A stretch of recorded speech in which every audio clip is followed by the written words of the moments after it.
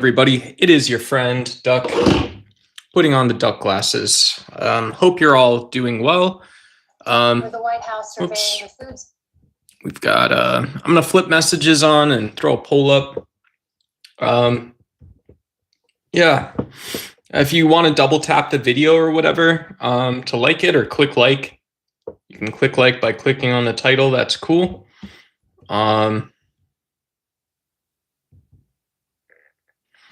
And yeah, I'm just opening up a separate browser tab.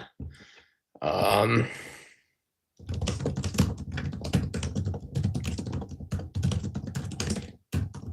yeah, the whole point of the theme is my argument. I'm saying Donald Trump wasn't a president his first term. He didn't understand the presidency. And we saw again, Donald Trump still doesn't understand the presidency.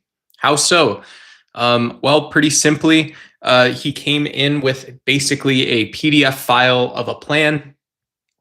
And so what happened?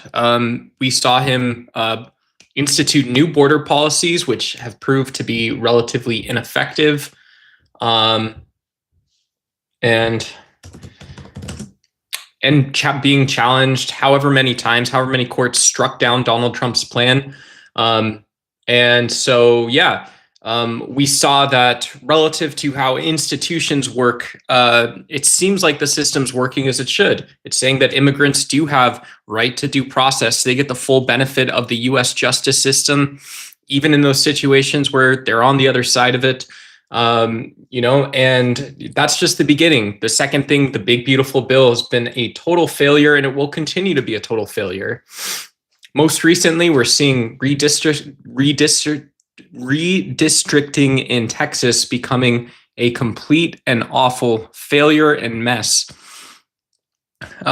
whereby we are showing that Donald Trump as a president is incapable of leading the Republican Party. He's incapable of leading the Republican Party. It's completely indefensible. It's completely indefensible. And so, yeah, if you want to stop by and chat, feel free to say what's up. If you want to debate, have any debate points, or just want to hang out, talk, whatever, cool. That's all awesome as well.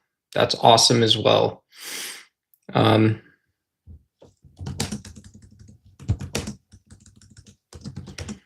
Cool.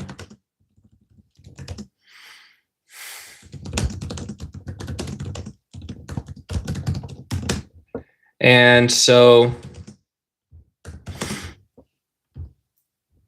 yeah, I just popped a poll up if you want to vote. Would you vote for Trump or MAGA again? Yeah. And yeah, I think the people that voted for Donald Trump's MAGA in the first go round are seeing that voters, voting blocks in voting candidates may peace find you in places no one sees. Cool. Hey, what's up, One Big Pond? Good to see you. Yeah, I think what candidates have been saying is that if associating with MAGA is similar to the initial Tea Party push, where what folks that associated with the Tea Party the first time around ended up displaying significant traits of xenophobia, lots of xenophobia. We saw people that seemed to not understand budgets, not be able to attach mechanisms to things. And this sort of connects or correlates with Donald Trump's form of neoconservatism. It is the sort of idea or the precedent that, whatever the precedent is, that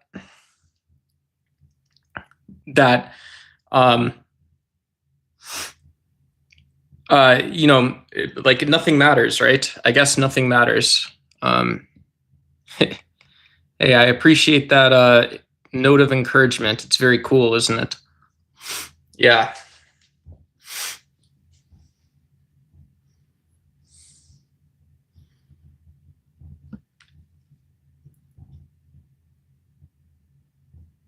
Yeah, I don't know. I don't know if people should blame President Biden or what Biden's response was for October 7th, and what has seemed to be an elongated war. Did we see at any point in time the media grabbing hold of the story of who was behind funding Hamas? Who funded the actual Al-Qassam brigades to go across the border? Who gave the orders? Who signed on and said this was acceptable? Those are all really brutal stories. And it in a region, in sort of regions where you have nations that are tightly knit right next to each other, sort of like the United States. It's one of those things that we should imagine, I would think. Those types of stories end up making their way out into the media. But yeah. Thanks everybody who's watching. If you want to like the video, cool. If not, no big deal. What else? What else? Yeah. Yeah. So I don't know. We can look at we can see if we can Google where the nuclear submarines are at. That would be a fun activity. I don't think they are, in fact, anywhere. I don't think they're anywhere.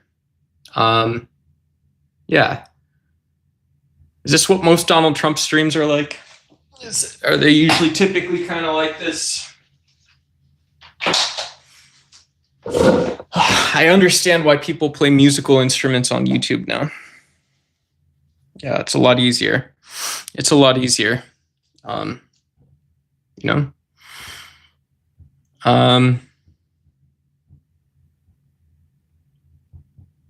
Yeah, I know there's some people like Anna Kasparian who's been covering a lot of the Gaza war. I think,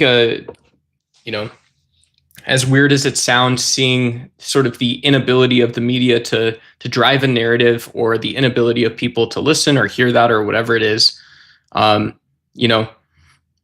it's kind of, I think she has a new show and stuff as well. So all kinds of cool stuff. But yeah.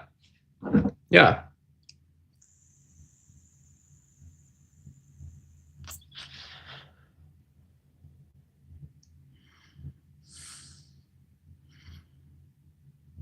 Yeah.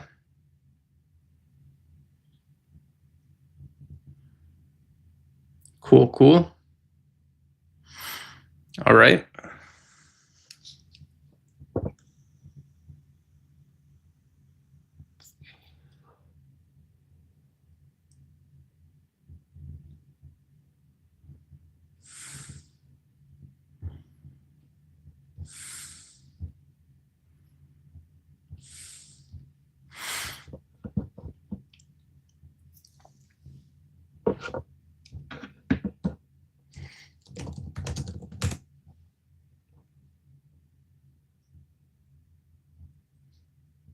Yeah, and we're seeing whatever it is. Yeah, I saw on Fox earlier they're talking about someone from Doge was attacked, so that's not ever appropriate. That's not ever good. And yeah, yeah, yeah,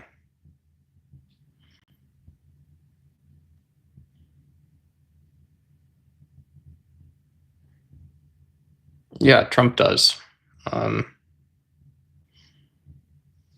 Yeah. You know what, Robin? I think I suck. I think that's the main thing. I think I suck.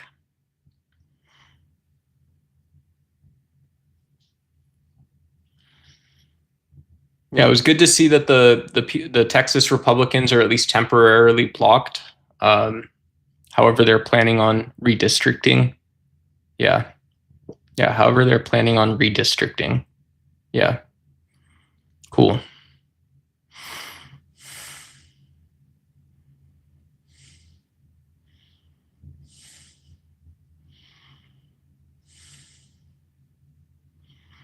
Yeah,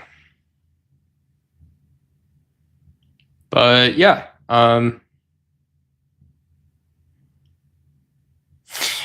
No, duck. I think yes, duck is the right answer. I think yes, duck is the right answer. John Lewis said sometime you have to get in good trouble. I don't know about any of that. I don't know about any of that. It doesn't make sense. Doesn't make sense. So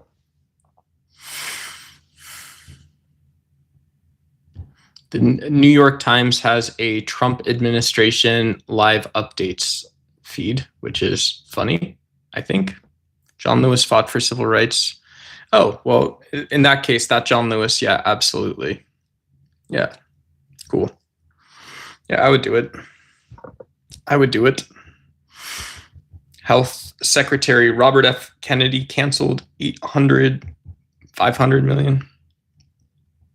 Hey, just popping through the shorts, and I hear you're labored breathing. Please seek a professional opinion. But that's exactly what my mom sounded like before she died of lung cancer. Yeah, it would be a good way to go out.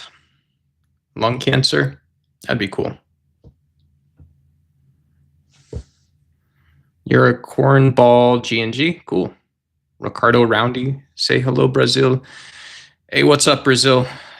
I can say que hondas. I don't know how to say hello in Portuguese. In Portuguese. Hola. Hola. You're why I'm single. I don't know if that's a good thing or a bad thing. I don't know if it actually correlates or what the cause of any singleness would be. But yeah, I'm black pill, no pill, whatever.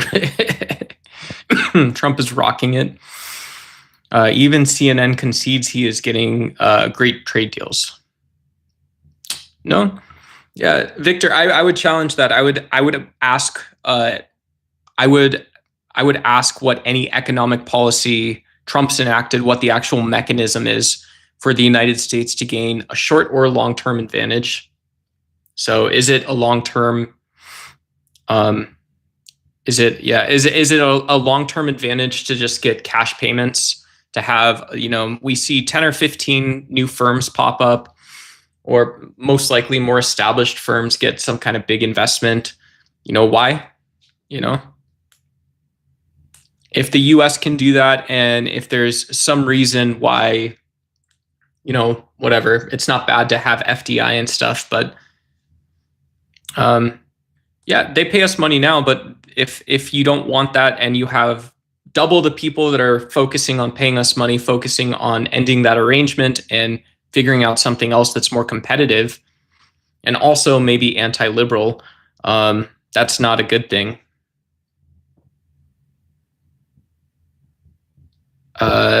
Janaki Saravanian, I'm black.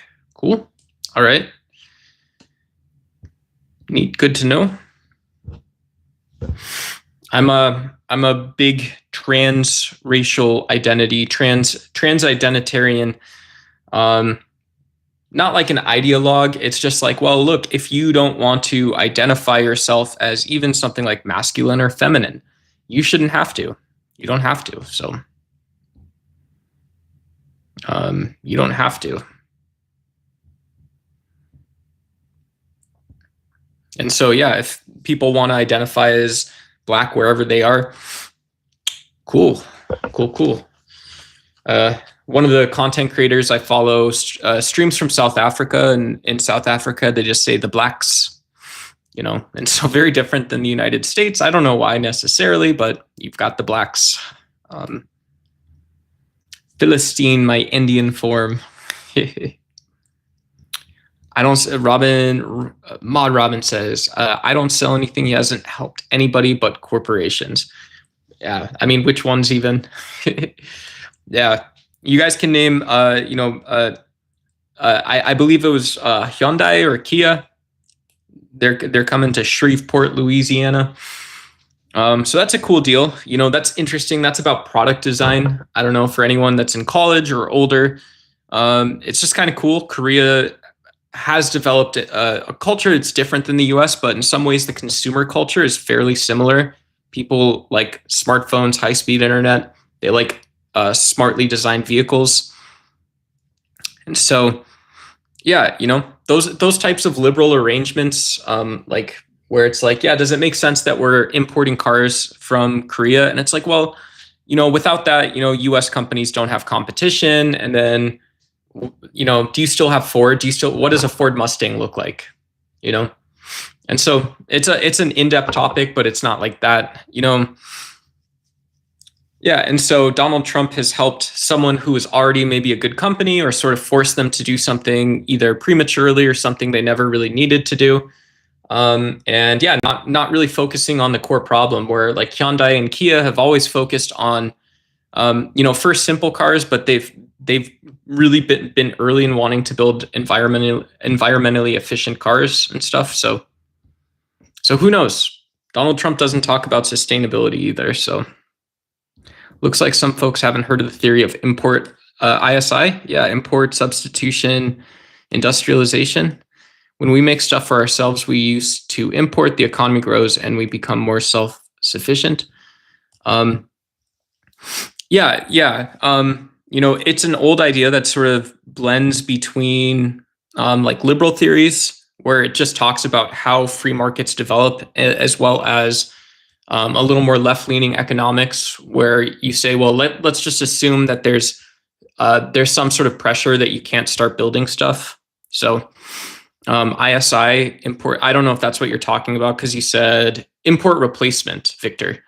And the value claim is, when we make stuff for ourselves, we used to import, the economy grows, and we become more self-sufficient.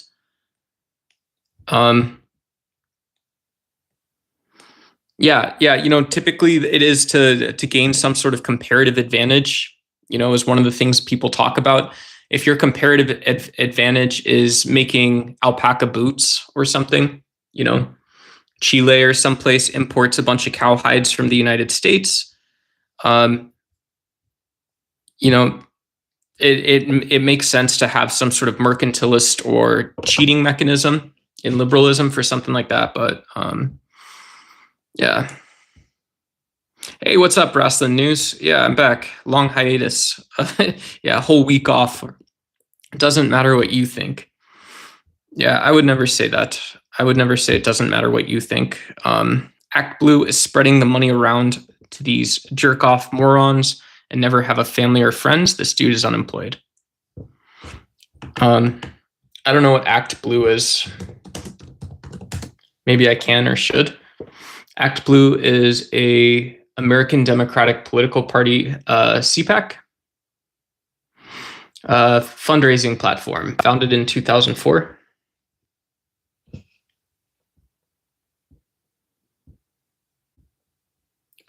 Cool. Yeah, that's all right. That's fine. Typical delusional blue voter with massive Trump derangement syndrome. Cool. Yeah. I don't know. Thanks, Lynn B. Appreciate that. Donald Trump is a network marketer. Yeah, he definitely. Trump is a network marketer. Yeah, I don't know. I think Donald Trump's maybe, who knows, maybe a hard to understand guy, a little bit of a contrarian. I think he's always been a guy that asked and wanted to know what America was like and what America does well, and then wanted to build around that. But the unfortunate part of that is that when you do that, you're expecting other people to do all the work for you. Like if I were to ask you to double tap your screen, like the video, that's doing the same thing, right? I'm asking you to do something for me. So if Donald Trump is a network marketer, he's also someone that has always been, for however hard of a worker he might have been, he's always expected other people to do 10 times the amount of work that he did. In reality, whatever small lies or distancing he might have told. And it's no different. He says something now and he expects Fox News to ditch their schedule and ditch reality to share it. And Fox News usually does that quite willingly. They should. They really should. Tariffs have also destroyed our trade with Canada, severely impacting the bourbon industry, peanut butter, dairy, motorcycle industries, and more. Yeah, Yeah, the United States and Canada should be accountability buddies. I don't know if anyone's hinting at that. But yeah, with Canada and the United States, both very Western. Canada has some places that are a little more cosmopolitan than here in the US. But yeah, if you've ever been to Vancouver, Vancouver is a cool city. They've got like a thriving movie industry and stuff. Like it's, like kind of like a small Hollywood in some ways. And yeah, it's weird because if you like think of politics or society as being important, whatever that lever is for you, maybe it's technology, maybe it is society, maybe it's community. It's like, oh, I go to church or whatever. I drive to a coffee shop. Those sort of levers, maybe in like weird tangential ways, do build culture where it's like, yeah, let's go fly Ryan Reynolds out to Vancouver and film a giant fight scene on a bridge, because that's pretty sick. And Vancouver's got this bridge we want to use. And it's like, yeah, if you have that ability to do something effectively that millions of people are going to see, that's pretty cool. That's pretty cool. Has had 2 failed presidencies. We aren't even the first freaking year. Donald Trump has been a president without an agenda. He pulled us out of the Iran nuclear deal, which is enough in the first presidency. I can go to Google AI and we can do a quick history lesson. But yeah, not the bomb. I would say Donald Trump came with a plan that wasn't really a plan. That's it. Donald Trump came with a plan that wasn't really a plan. And yeah. He's signed like crazy international treaties. He's done these stupid tariff things. And so, it would be different. It would be different if Donald Trump had like one major budgetary or administrative agenda, even if it was really obnoxious and he had done that. Like as a Democrat, if he says, whatever it is, I really want to step up border enforcement or something, it's like, okay, cool. I think this is an undemocratic way to do this. We can talk through and why, if you're being anti-competitive, if you're not actually embracing deliberative democracy, but you want to increase border enforcement, we can fight about it at some point in time. But I see that and I understand it. I think the fact that you have an immigration policy that requires you deploying the US military domestically, including drones, right? Things carrying kinetic bombs and all that kind of BS. Like that's what a Predator drone is. It's super sick. It's super sick. So poll is moot. It's a hypothetical. Yeah. I mean, you can always grow up. I'm not telling you personally, Connie, be good, but like we can all grow up and, I could say that, well, maybe I could have been a little more critical of Biden as vice president. I went and actually looked up a little bit of his debate with Sarah Palin the other day. And it's like, yeah, that's Joe Biden. He's a guy that knows Washington. He's probably a guy that knows how to ask questions in Washington and stuff like that. But, was he a guy that was ready for the White House, even at that point as a 55-year-old or 60-year-old man? Who knows? Maybe Joe Biden wasn't like the best vice presidential candidate for people under Obama. Maybe he was, but he was a great president. And so who knows? I think we're allowed to ask who we like and who we don't like, who we cling to and who we don't cling to. I can't wait until he's not president anymore, not because I just care. I'm sick of hearing all the zombies who follow politics talk about it. It's better than being addicted to anger, I suppose. LOL. That would be cool. I'm sure people that I've talked to that like doing debates on whatever theology or philosophy or something like that would probably be okay not having to do these types of political debates. Or like I said, talk about something like, what does a conversation about actual immigration look like? Could we show the people one time what that looks like? You've got crazy, I just posted a video on my channel about this, by the way, if anyone wants to subscribe and check it out or like the video. But John McCain, ex-military guy, and he gave this like crinkly speech where he was like, we just saw the cartels, cutting people's heads off, really bad story, horrible story, grizzled up, Vietnam vet, John McCain. And he wasn't saying that we need to the point of the speech is just that like people should be aware if there's violence on the border or something, right? That's just something to be aware of. It's just something to be aware of. And so, yeah, Fred, I love politics. I was a political science major. I think that's like how I actually feel is I love politics. I love trying to understand what people mean when they mean it. Or it's like cool sometimes. It's an important skill, I guess. Get your idiotic butt and go find something else to talk about. Donald Trump's not a PDF, but we don't talk about Joe Biden being a PDF. Cool. Yeah, Mark, thank you for the comment. I hope you're all right. 100% of all Republicans are selfish, hateful, bigoted, disgusting. Yeah, no exceptions.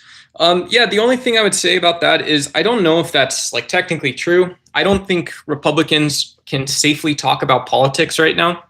And what I mean by they can't safely talk about politics is it's difficult, I think, to decontextualize their perception of these politicians who are either like heroes or they're just like them. And that's never the case. That's never actually true. If it is true, you shouldn't have voted for that person. Why would I vote for someone to lead me that wasn't better at politics than me? I would just go do that. Or if I'm not interested in politics, I would imagine someone else does that. I do think the MAGA platform is based on hatred. That's one thing I'm very confident about. But once the neoconservatives fled the Democratic Party, all of the liars are on the same side. Yeah, conservatism sucks. You can hear I can barely get my words out. Neoconservatism very much sucks because it's like, well, why does national identity, which is what conservatism tries to preserve, I can't even say the word. I don't know if that's my fault, but neoconservatives and conservatives are trying to conserve aspects of culture and religion. Culture, what they see as their values or norms, proceduralism and stuff like this takes on a special different meaning. Proceduralism is almost this thing that we shape ourselves into and around and on top of. For conservatives too, that sort of civil service. And so it sounds very odd to say, well, I'm going to civil service my way into a new Panama Canal, or I'm going to civil service my way into digging a tunnel from Virginia to maybe roundabout Oregon. We'll just do one of those canals ourselves. It's very stupid. And so ask if you're, who knows, maybe if you're a business owner or you have had a job or you haven't, right? You're experiencing America. You're in the thick of it, baby. You're in the thick of the US. And so, yeah, US only stream tonight, folks. Sorry. No, but with neoconservatives fleeing to the Democratic Party, it's just really odd because it's like you have to find time between Monday and Friday to place a conversation correctly and get the right people talking about stuff. And it's also really true that it's like, well, look, use those things as a learning opportunity or a doing opportunity or a relating opportunity. When was the last time Donald Trump asked one of his voters to go to Wikipedia? Yeah, go to Wikipedia. Here, go read this Federalist paper. No, it's AI videos of Obama getting arrested. It's complete BS. Tell everybody how we are being ripped off by Canadians with their products and their high tariffs on us paying it. Yeah, I mean, Canada is a country a lot like the US, but the US has more competitive education, a lot more capital. And so the US is way more competitive than Canada. And, it would make sense that there's probably some impropriety or, maybe the way in which we deal with each other is understandable. You could probably go to Canada, and I've worked in Canada, actually. I worked in a company out of Vancouver. That's how I went to Vancouver twice. And yeah, so over 18 months, I worked at a software company that was just like every US software company. Crazy, right? Crazy, bro. And yeah, so, you know, yeah, so, I don't know about that. I like watching, if you guys haven't seen Maple Syrup Heist, when you guys check off the stream, log into your Netflix or whatever. And yeah, Maple Syrup Heist was a cool movie. It's about people stealing syrup, like this mafioso style industry in Canada. So I don't know. Move there. Yeah, Vancouver would be cool. Hey, what's up, Devin McCreary? You're an idiot. It's been 8 months. Yeah, so that's my whole point, guys. Who in chat? I'll skip down to the bottom, or I'm gonna open my other YouTube so I can see newer comments. Sorry if I'm way behind. I do usually like saying hi and whatever, seeing what you guys got to say, you know. But whatever. So I'm an idiot. It's been 8 months. So whatever. What do you actually think? Like, it's been 8 months.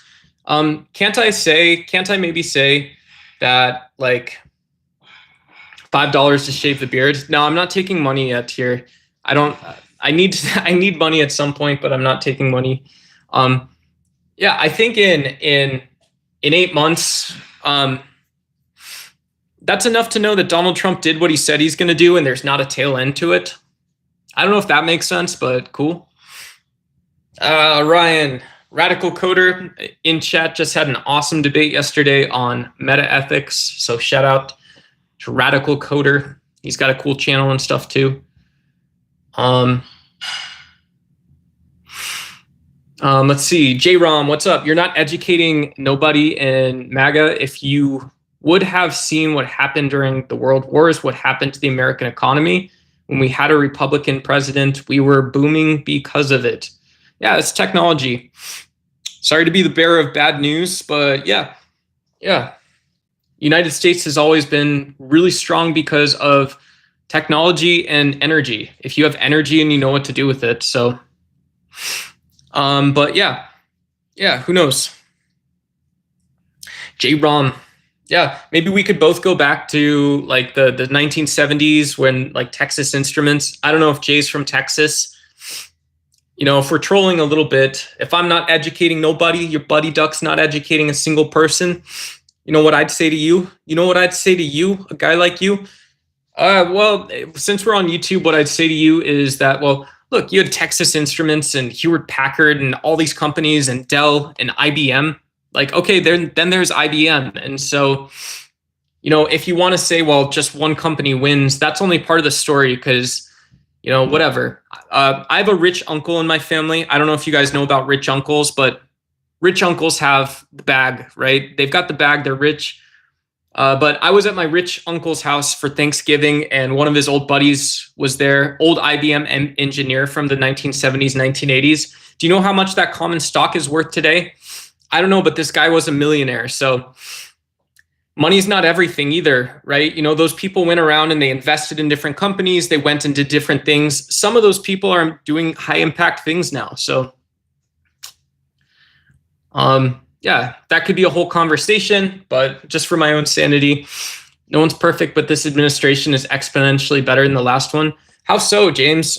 Trump has had exponentially more courts tell him that he can't do anything. And I don't think a single person, I would doubt many people in the MAGA party, except maybe, and the MAGA isn't a party even, but I doubt many people in the Republican Party, they could point out Marjorie Taylor Greene at like a Ross Dress for Less or something, right?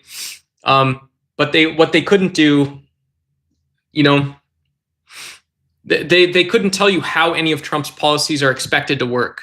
They couldn't tell you how any of those policies are ever expected to work. I don't know if that's, you know, if that's what you want to talk about, but tell me one thing Trump's done that's worked or that has a mechanism to work. Trump has never beat a man in an election. Cool, that's funny. Yeah, I have to say, I agree with Victor here. Here's one thing we do agree about. If we could talk about philosophy or theology, I probably would have 400 people here. I do appreciate everyone for being here. If anyone wants to double tap the screen to like the video, cool. If you want to subscribe, cool. But yeah, theology and spirituality to me, or theology, is based on this sort of innate idea that humans can carry ideas out to an extension. They can convert ideas to meaning and stuff like that. We do that with politics and stuff too. When people know something, it's based or whatever, we almost sometimes give people like Donald Trump that sort of savior sort of mindset. It's kind of hard. It's like, well, what does Donald Trump do if Donald Trump is at a gala for, like the Justice Department or the DOD or something? Who's Donald Trump in that room, right? What do people want to talk to him about? What can they talk to him about? And what does the office of the president, the actual office of the president, require him to know and be able to do, right? I would say blindness and optimism. Blindness and optimism. You have to be able to trust different people in government to do their job. And so there is that sort of optimism, and it's also a little bit of blindness. So how do you lead in that environment if you kind of know where things are? Donald Trump is a legend now. Yeah, Donald Trump is, for Spike, Donald Trump is, I said in the video I posted yesterday, I'd love to get coffee with Donald Trump. He's a guy that's probably done a lot. He's seen a lot, all this kind of stuff. Yeah, it'd be cool to get coffee. It'd be cool to, I don't know, maybe the driving range. He's probably a better golfer than I am. I don't think I could sit through like a policy meeting with him, though. I don't think we could talk about his policies I doubt I'd probably have to catch up a bit, but I think I would be seriously out of place and probably a little angry talking about what his vision for the United States relating to different regions in the world would be.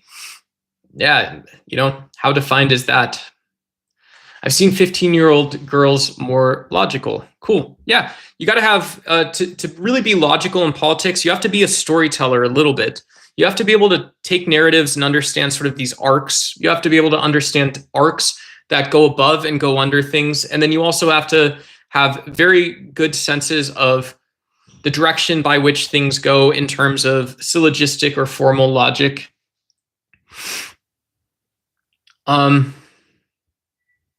Sorry to people who I've missed your comments. I deeply apologize.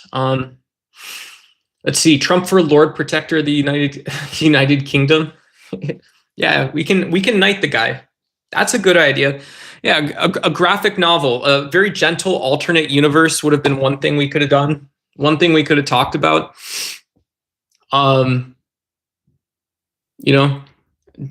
Donald Trump gets drafted for knightdom in the United Kingdom, and he goes, it's a better deal.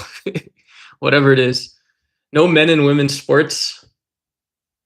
I don't like that, William Hall. William Hall, I would disagree with that a little bit. Not going to lie. No men and women's sports. Yeah. I think you're stopping a conversation. I don't think you have a good reason to do that either. Yeah. I'll tell you something. I'll tell you something subjective. I like transgender people. Sorry. Y'all are going to get pissed about some of you. Like, what? Isn't that the reality? Some of you are going to get pissed. I like transgender people. It's like, I don't know.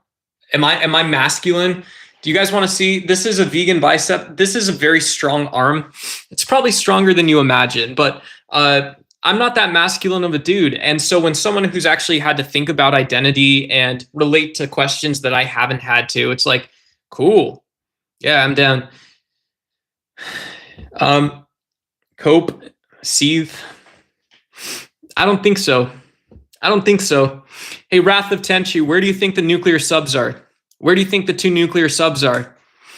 Where are the documents? Where are the documents? Just messing around a little bit.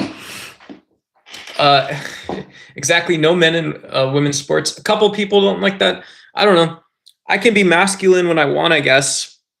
That's that like reddish pill. When you see the red pill starting to turn maroon, you guys know that a little bit. You see the red pill turning maroon.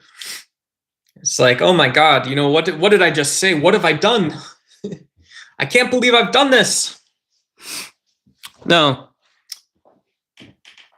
I don't know how we got there, but a couple of people saying no women in sports. I don't know. I followed some chick the other day doing MMA, so that's cool. She's a fighter. So that's that. That's that. No 1% inflation and 5% gas. No 9.1% inflation and $5 gas, 1% gas. I'm missing up the symbols and lines and stuff like that. Yeah. Cool. No. Yeah. I don't know. Yeah, the US has had a very stable economy.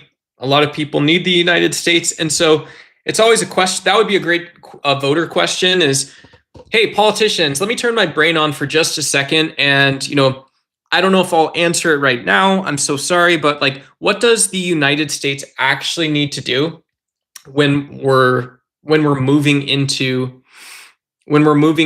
like a whatever, what's up, Yogi? When we're moving into like a new sort of, not like a voting block or whatever, not like a voting block, but like what do we actually have to do to compete? I was trying to find my words. I'm so sorry. I took a break from being here. I'm back. Your buddy Duck is back. Yeah, what is it? Okay, so let me put it this way. We have Chevron. I know Chevron. I know Texaco. I know Google.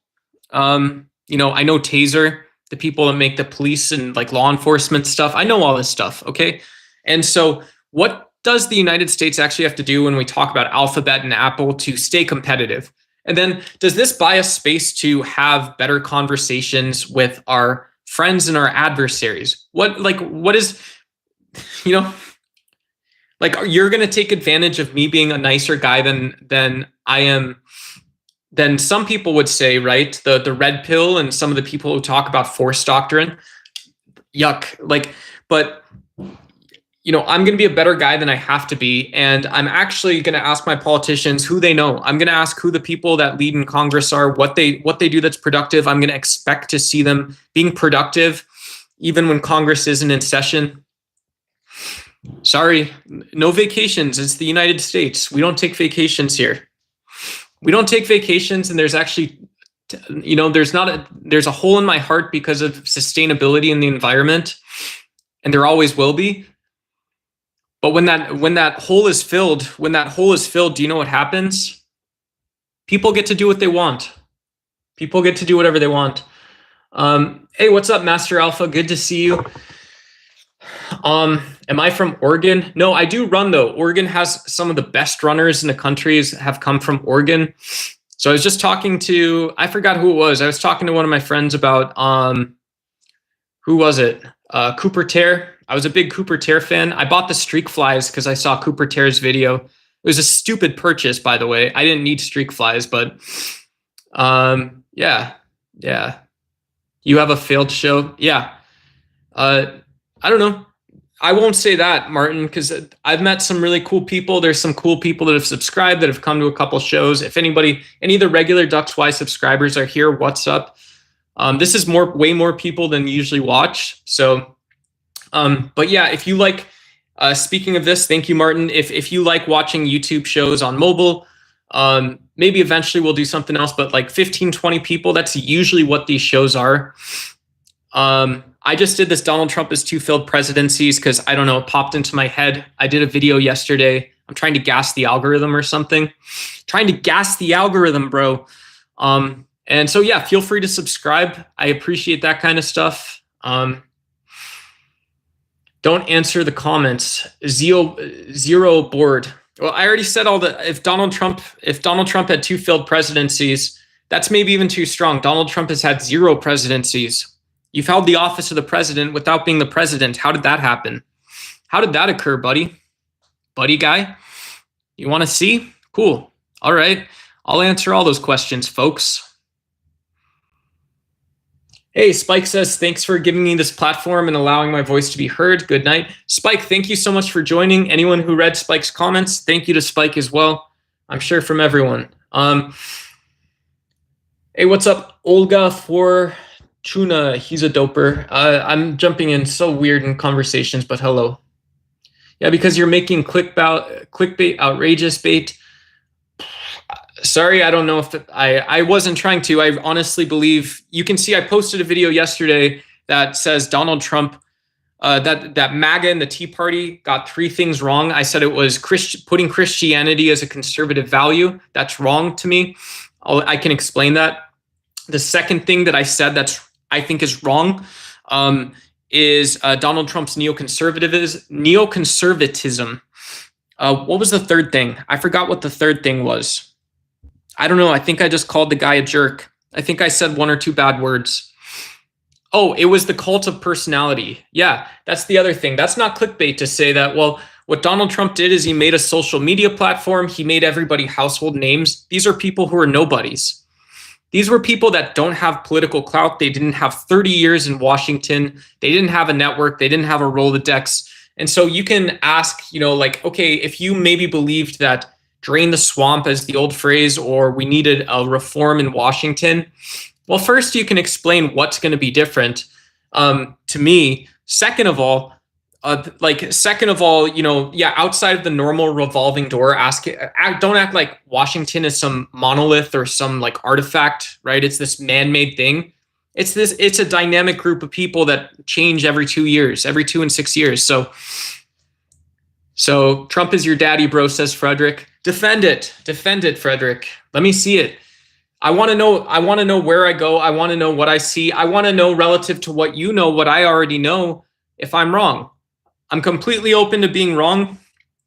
Like Donald Trump, our savior, right? I'm completely open to being told otherwise. I'm open to being told that the world and my worldview, what I see when I step outside of myself, is otherwise. Hit me with it. Hey, what's up? Pamela Donaldson, a Trump supporter here. Cool. Good to see you. Trump is a god of politics. Cool. I'm a lefty. Pamela, good to see you. I'm not a lefty. I'm a center progressive. I would vote conservative again if I could. I can't at this point in time. So explain what you just said. I don't know what I just said. I don't know what that was for. A monolith? No big words, folks. You do, I do, and keep sniffing. That is a sign. Hell yeah. Okay, cool. Whatever you want. Hey, what's up, Zagmeyer? Trump is Jesus. Yeah, please don't, just the drug talk. The reason I don't like it is because, yeah, drug use is actually really horrible. Drug use, that doesn't mean we need to go to war with cartels, but if you actually understand the impact of drug use. So appreciate you being here as well, irregardless, my friend. What farming community is blue country again? 2 things: follow the money and secure the food. Blue only exists because of red, literally. What? I don't understand that. You fit all that in there, Yogi. Good to see you, my friend. We fit it all in. Ain't that something? Is that how we do it? Is that how we do it in sky country? In God country? How often does Congress change? What is it? The House is 2, Senate is 6 years. I think, yeah, and so you get new House reps every 2 years, and then with the Senate, I believe it's off and on. Well, you always have senatorial elections, I think, but I think it's off and on the presidency, so it's always a different number that's up, number of seats. Do you like open borders? Yeah, open borders are pretty good. I think the fluidity of immigration and. One of the guys I worked with in Canada, actually, this is how cosmopolitan that place is this guy that I worked with in Canada was from Mexico. So he was from, I think, Sinaloa or something. But, when he was back home, before he moved to Canada, him and his family would drive up to like San Diego and go shopping or something, then go back. Right. So, I'm not going to share his business, but he was an industrial engineer and stuff. So cool guy for sure.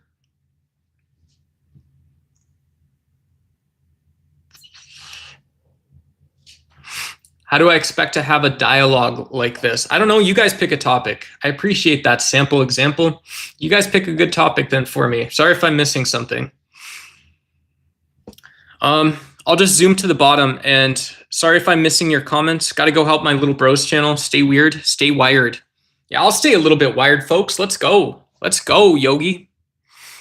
You're such an idiot. Open borders are good. Yeah, and so that was the end of that story about my friend, person I knew. Not like every Mexican dude, obviously, but not like every Mexican person. He was just the dude I knew. But yeah, I think the fact that we see such fluid migration, we see at least like a base level of integration without much stress. You don't have to like take a class on culture to get a job at a restaurant, or like, manage your, whatever budget you have. And yeah, we see first generation immigrants being successful. Doesn't matter how they got here. And so just not like having anti-immigrant rhetoric about the person, or if you believe that there's economic effects or political effects that are deleterious to the United States, like if you believe that like Democrats are buying Mexican votes, like cool, voice that opinion, voice it, right? We're doing politics then. But don't be anti-person. And if somebody tells you they feel like they could come to the United States, that's difficult to argue with. Have you ever heard of the Silk Road? Yeah, Ross Ulbricht, Julian Fry. Yeah, Ross Ulbricht was a founder of a black market website called the Silk Road. So it was built on the dark web, which requires like masked browsers and knowing the URL to get to. Like, I'm sure someone has a dark web search engine or something like that. It's just addresses. I don't know. Maybe it doesn't work like that. But yeah, he was a developer, and in his 20s, he built this black market website that allowed people to anonymously buy and sell drugs using cryptocurrency. And apparently he kind of went, I don't know whatever the story is, but he got convicted of, I think it was like attempted murder or something. So I don't know the story that well. But yeah, I'm cool with a guy getting a pardon. I think that if we actually think about the way that the broader justice system needs to reform, there's always a reason to celebrate that somebody gets a second chance, and hopefully see how it goes, right? Do you understand that? See how it goes? Where the lawyers or whatever at. So that's how I feel about it. That's honestly how I feel about it. I think Ross Ulbricht, yeah, I think it was a really stupid thing to do. And I think if he realized that there are, even if they're not his ideas, there's, however he sees it, there's a lot of, there's bigger ideas to not sell drugs illicitly. Why? Well, because of drug addiction, dude. Because of drug addiction, and because of the behavior that that becomes only possible, with the description of drugs in an ecology. So be anti-drugs, politicians. What's with the sniffing? Did you cut I don't know. How do my eyes look? Yeah, I don't know. Respiratory problems. JC says, lay off the meth. You're drug addicted. Cool. Thank you, guys. Appreciate you. Really nice people. Awesome people. Do you know the Democrats are Luciferians? Have you heard of the frazzle drip? They torture children during murder because that's, yeah. I'm going to just go ahead and get rid of that one comment right there.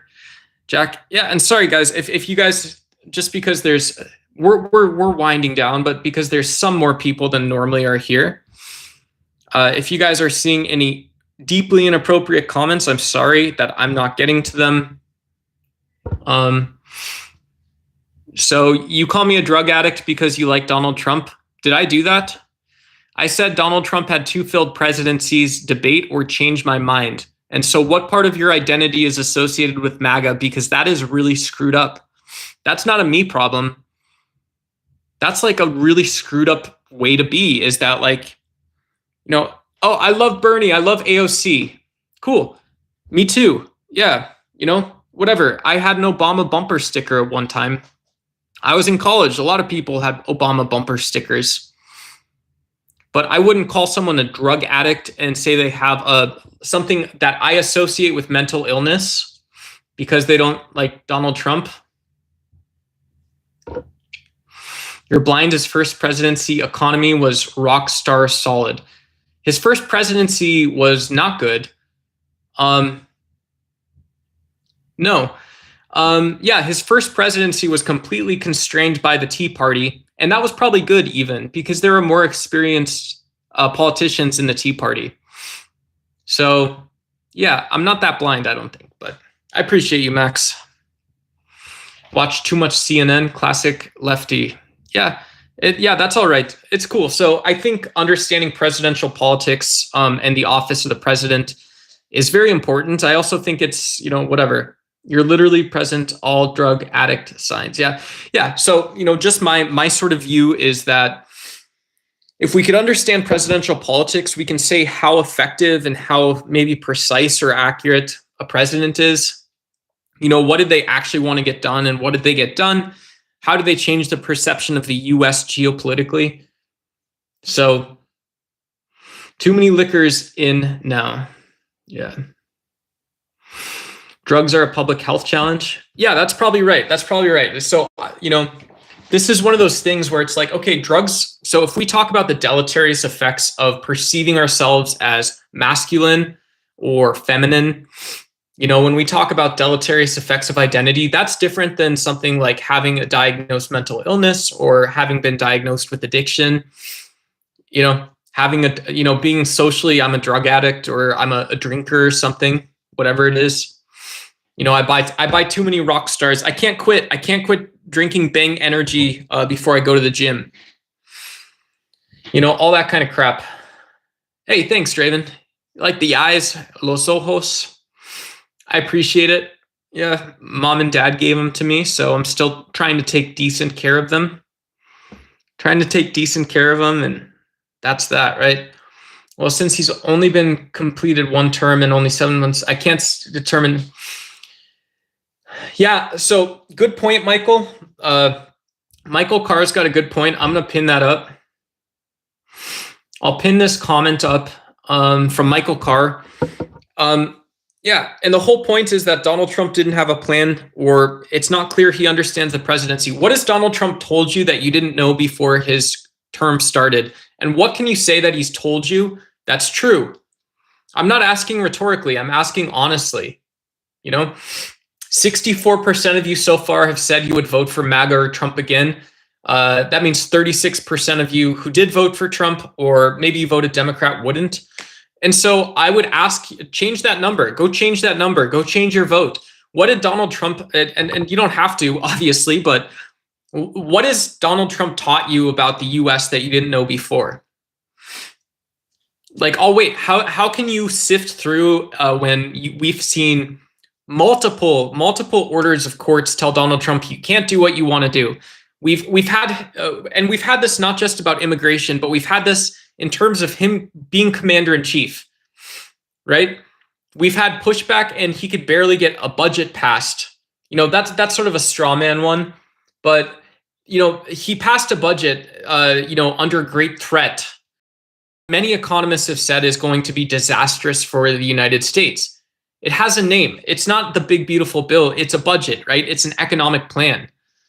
And so 63% of you have said that you would vote for Donald Trump again. He's not a good commander in chief. He says he's ended wars, but we've actually seen where he's been in his first presidency have gone to war in his second presidency. How do you explain that? How do you explain the collapse of Sudan? Or how do you explain, us having to strike and go to war with Iran? How do you explain that? Donald Trump is a peaceful guy? I don't think so. Donald Trump expects all of you to be violent, and because of that, you're disrespecting and disregarding violence. There you go. If you want an accusation, that's how I respond to that question. Well, since he's only completed one term and only 7 months the second term, can't be determined failed or successful. Michael Carr, to that, I will say one thing, and the thing I say is, I'm angry. I'm a poopy pants, and most importantly, Michael, yeah, you guys must be ignoring reality if you think that. I'm just venting, but yeah, thank you, Michael Carr, for that very nice comment. Lefties cry session. Utne, what war? Yeah. when was it? Sudan's a wreck right now. Sudan's a wreck. There's like massive violence between the Arabs in Sudan and a very ethnically diverse African population in Sudan. And what war? With Iran, right? We blew up their nuclear sites. So what happens next? How does everyone else respond? Arguably, if Donald Trump, all he did, his way of managing or settling people not seeing he's a horrible president, which should infuriate you, not too much, right? Poopy pants moment. But what Donald Trump said to you was, look, I can just say that the Nuclear Regulatory Agency was the bad guys. I can talk about how crazy these Muslims are. Same thing you always see from a guy like Donald Trump, right? Let's be like rhetorically anti-authoritarian while being authoritarian ourselves. It's complete nonsense. It's complete BS. So how to make Democrats and liberals cry? Yeah, good point. That's fair. If you know, tell me. I don't think I cried. I said poopy pants and I got a little angry.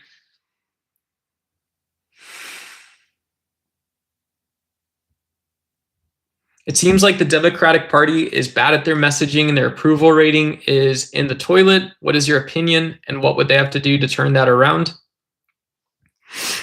Yeah, so for the Democrats, I think Democrats, it is a party of timing a little bit because that's what progressive politics do. A lot of times I think also people are going to see the impacts of cuts to social programs. And when you talk about close presidential elections and when you talk about some of the swing state voters, I think people will see that that social spending in the United States isn't a bad thing and that there's actually more to talk about. And so, yeah, I would love to see the Democratic Party really deeply talking about the politics of social safety nets. They're good for society. And I would also like to see the Democratic Party be seen as the party of peace. The Democratic Party is the people that will have and maintain that diplomatic relationship. And yeah, I think it's voters could be said to be to blame. So this is one thing is if you want, like, instead of just saying MAGA bad, orange man bad, even if it is like drastically true, right? You can cover any of the things that Donald Trump covers and you can see that Donald Trump isn't telling you the truth. He's not actually talking about real politics. He's an insane person. And so, yeah, he's an insane person detached from reality in the deepest sense possible. And so I would like to see the Democratic Party saying like, well, look, the worst thing that you could have done is, when you got in president, if I was president then, I would say, look, there's a lot we can do with this Israel-Gaza stuff. You talked about turning Gaza into a theme park. And so there's no hidden or secret meaning, right? You have 350 million angry Americans whose voices can be heard and can influence decisions on both sides to get back to diplomacy. And so the Democratic Party should have said, well, Donald Trump, you're not allowed to just skip out on this conversation until it suits you. You big pansy. Yeah, you big pansy. I don't know what that was. So the Democrats will never win another election. Cool.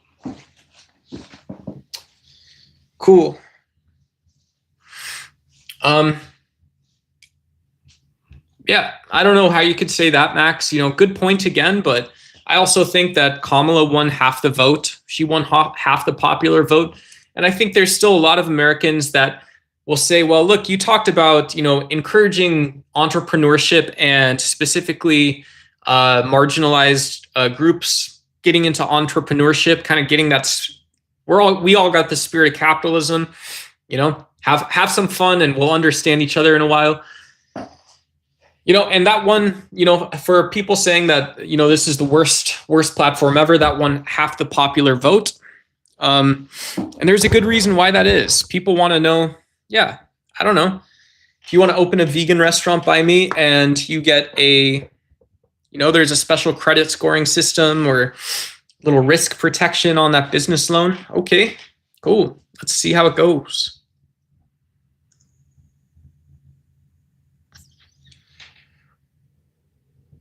Hey, what up, Angel Wave? Good to see you. Good to see you.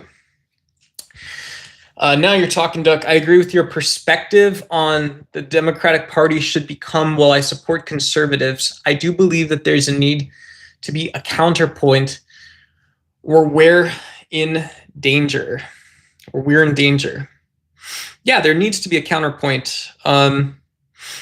Yeah, I think conservatives can be in the US and not be talking crazy shit about Christianity and stuff. Yeah, absolutely. So, yeah, definitely. Cool. Muskrat to help him cheat to win. Yeah, Donald Trump's another sort of whatever. You're correct about Trump in the theme park in Gaza. You notice that he hasn't done it or pursued it because people did not care for it. That's what's great about Trump.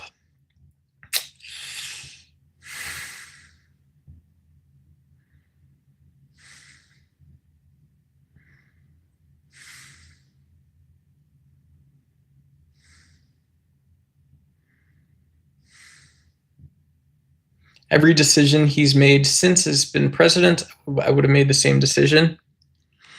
Yeah, I'd decide to not do presidential stuff. Yeah, decide not to do presidential stuff. That's what I would. Yeah. So, you can't just write and pass policy because it's convenient, right? You don't get to opt. Once you get elected president, you don't get to opt out of actually being a president. So that's sort of the main thing. Yeah. Someone said I could be a Bradley Cooper impersonator. Hey, what's up, Angel Wave? Good to see you. Hi. Well, that was fun. Yeah, we had 200 people in here. That was pretty wild. That was pretty crazy. Donald Trump isn't a president. I learned something new every day. Donald Trump's not a president. He's a president, but not a very good one.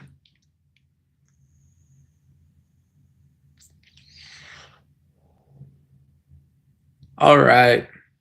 Well, I think that's the poll. I wonder how many people voted on this. I'm going to end the poll.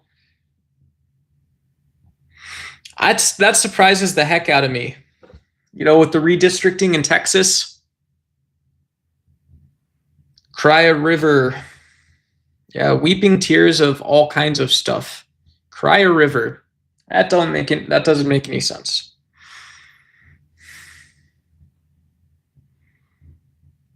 Yeah, that doesn't make any sense. So, cool. Yeah, your version of America, and I'll be. This is as blunt and honest as I can be. Your version of America can be the same thing, and it can look very optimistic and happy, or it can look very dreary, sad, and dull. And it's still the same America. That's what you get. That is what you get when you decide that you are not going to focus on communicating priorities, objectives, and values. Right? That's at least how far, whatever it's called, conservatism extends. And for progressivism's part, people on food stamps or something don't get bored. Doesn't make sense. He's a convicted criminal from what I know. Yeah. One honest person. So we got 269 votes. The final tally was 62% said they would vote for MAGA again. 37% said no. 62%. That's crazy to me.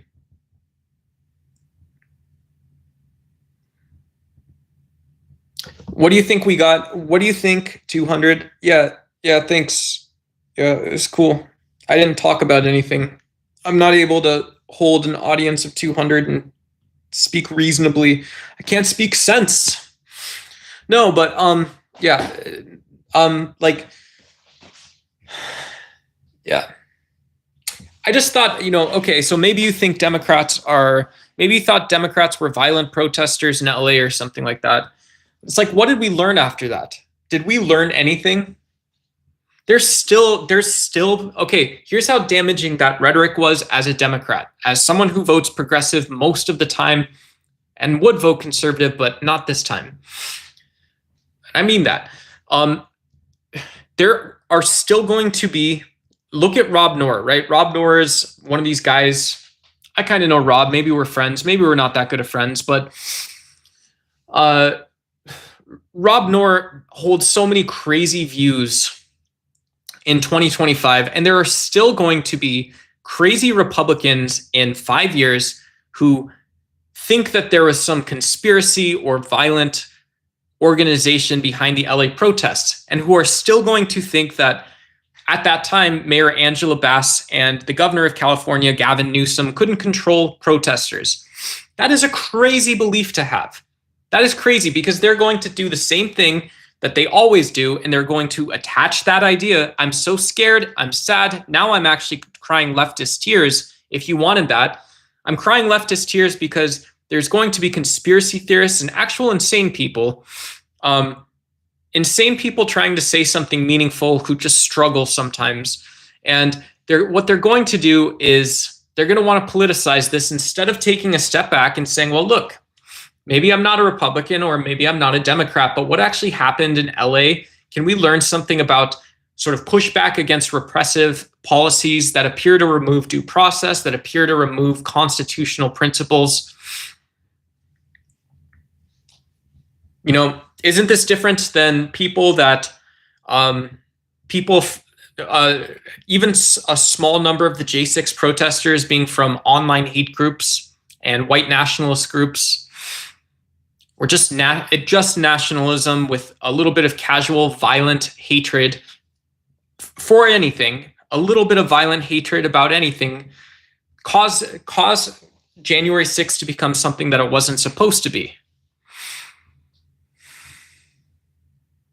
Something that it wasn't supposed to be. Raising taxes on the rich, where is a classic Democrat policy. Progressive taxation. I don't know if I'm missing the point of that. I'm aware of progressive taxation. Make your point. Make your point, child. Yes. Make your point, child. We can do this together. I have a theory about redistricting in Texas. I don't see a problem with redistricting. If the Democrats have any good ideas, they can still run in those districts and win. I don't know. Like, there's still here. Welcome to 2025 America, where you have this tiny MAGA monolith, basically doesn't exist. You have a Republican Party that is incapable of developing any sort of meaningful political will. They have completely unrealistic expectations of themselves. And so they spend most of their time doing media instead of actually researching policy and going out and building, finding meaningful ways to build democratic activation where people actually want to participate in society, where they want to learn more. So they don't spend time doing actual politics. And the Republican Party doesn't do that. They call themselves MAGA now, and they do that for a reason I'm unaware of. And so in this world that exists, there's still reality, right? This is a smaller part of reality than actual reality. And so when you have a larger reality, which is just reality, and you're the ones who have spent your time spreading AI Obama arrested videos, and that means a lot, what is the actual reality of redistricting in Texas? What is the reality of redistricting in Texas? What are you actually redistricting? What are those political lines about? I think with the lack of transparency and the robustness with which Trump wanted, and he got, good, you got what you wanted. You asked people to join you, and they did. And so now, because of that, when we see this and there's no transparency, there's no actual reality talk, there's no actual politics talk, There hasn't been, and there won't be. You know, I think even if I was a Republican, I would have my own doubts and skepticism about that. George Soros and Antifa, yeah, you know, I'm a big anti-racism guy. You know, I think it's always tough, you know, in the United States when you're free to protest and you're free to be a counter-protester. Those people end up, you know, J6 protesters got arrested, 1,600 of them, and Antifa protesters, I'm sure, got arrested, whatever that number is. And so saying that, you know, all Democrats, because Antifa, in reality, once again, the reality of Antifa and the smaller subset of people that got arrested or did something wrong and didn't get arrested, and then the rest of Antifa, as well as what they were actually responding to in reality. You know, so which side am I going to take on, Soros and Antifa, or MAGA, or the Republican Party, or white nationalism? I'm gonna go with Antifa on that one. Again, yeah. So I will choose Antifa. I will say that we made the choice that if people step up and decide to be nationalist or to create race-based narratives, you oppose that, right? It's not white lives matter. What you're saying is that half of us or some number of us are actual white supremacists. Yeah, and it's only once now all these same white nationalists, now they have YouTube channels, right? They're on Rumble or they have YouTube channels. And so once you get money in, it's easier to not be a white supremacist, right? Is that, if that's inaccurate, let me know. But it seemed to be that, like, well, you know, I can empathize with the fact that people have to find their identity, and it's always difficult with our caveman brains and stuff. But Antifa's identity was pretty simple. It was that we want to stand up and oppose these people. We don't trust that there's political mechanisms and institutions that do this. We don't trust that the ballot box is the only measure of stopping white nationalism. And they might be right. Southern Poverty Law Center currently lists, what was the number? I looked this up because of the Sydney Sweeney ad.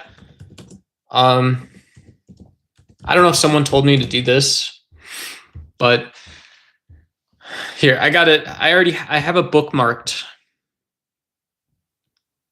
110. In 2024, there were 110 white nationalist groups across the United States, down from 165 in 2023. Was that because Antifa showed up? What's the actual reality? Is that going to like trick someone? Hey, what's up, Melly Mel? Good to see you. Talk to the criminal Pelosi about 1-6. Yeah, Nancy Pelosi's all right. I think she's a pretty brave person. Closed borders, better economy, fund the police a lot. Yeah. I talked about John McCain. I don't know if you have any opinions about him. He's from Arizona, so he's one of the few people that I know like decently well. But he talked about all that stuff too. Yeah, better economy. How about Reacher when you're flying, when you're Hey, what's up, Julian Fry? Yeah. Donald Trumpo. Oops. We've got MAGA's huge, dig it or weep, and you will weep, lefty losers. Wow. Yeah, that's okay. I'm so sorry.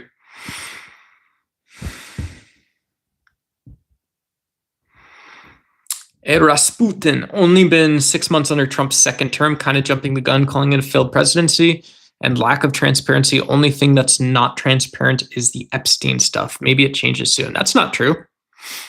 That's not true. So, I mean, I wouldn't, in my opinion, I don't think it's actually freedom to say that, well, like, look, we have work that we could have been doing together on lots of topics, lots of issues.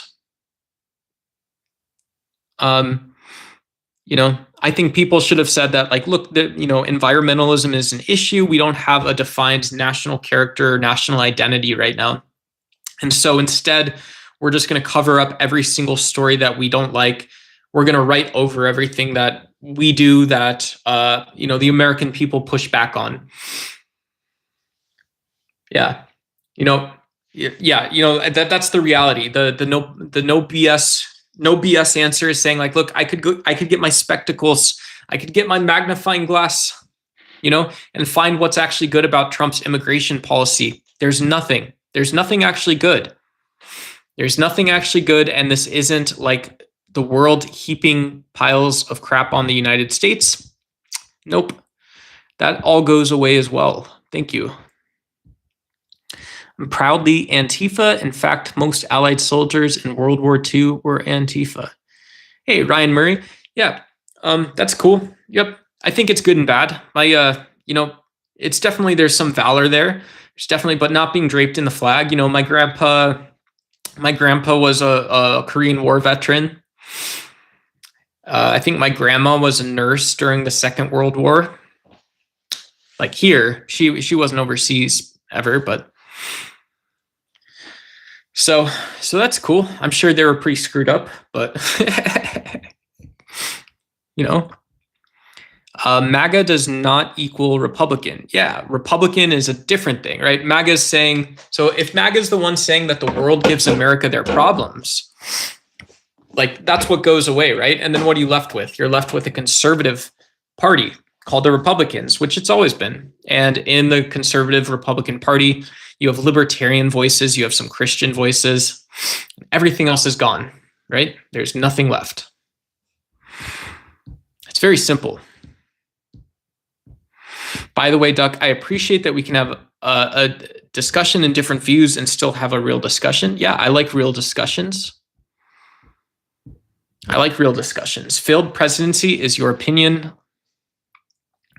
Weird Texas deplorable. Liberal beta soy B. Your grandpa would be ashamed of your. I'm an oif.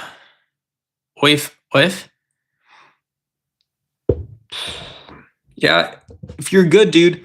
I don't know what you want me to say to you or what you need, but that's a very strange statement. Blocked message, no offense.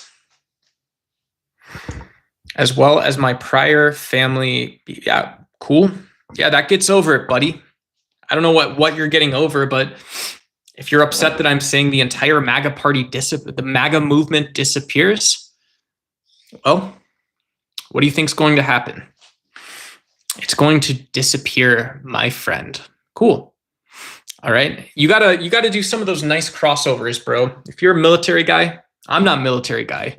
Never been military guy, but I'll just say, I mean, it makes you look like the jerk, not me.